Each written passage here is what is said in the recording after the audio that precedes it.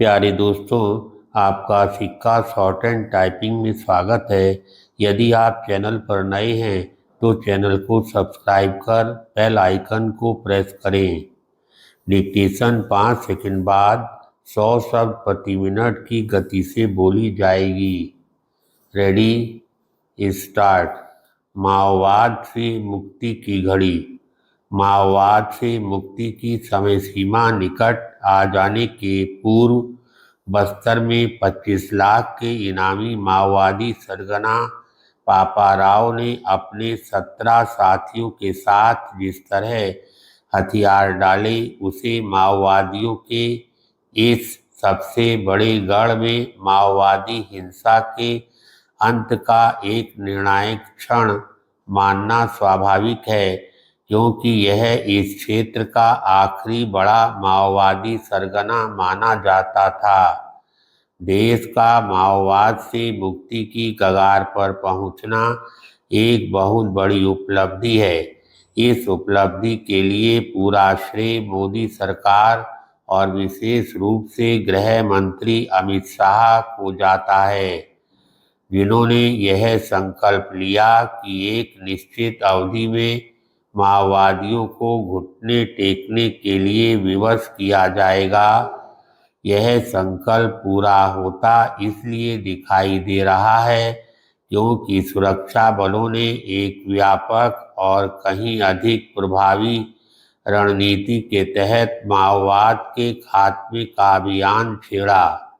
अच्छी बात यह रही कि इस अभियान में माओवाद ग्रस्त सभी राज्यों और वहां के सुरक्षा बलों ने पूरा सहयोग दिया। यदि माओवाद दशकों से देश के लिए सिरदर्द और आंतरिक सुरक्षा के लिए सबसे बड़ा खतरा बना रहा, तो इसीलिए कि पहले की सरकारों ने उससे निपटने के मामले में वैसी प्रतिबद्धता का परिचय नहीं दिया जैसी आवश्यक थी। पैराग्राफ।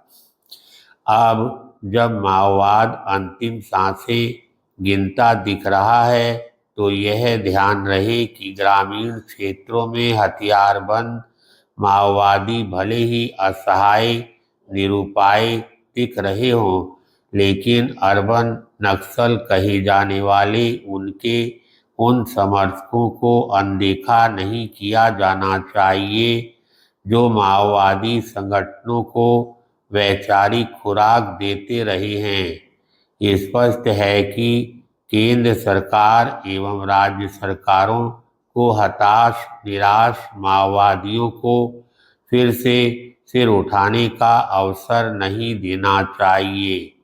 यह हिंसक विचारधारा किसी भी सूरत में दोबारा नहीं पनपनी चाहिए।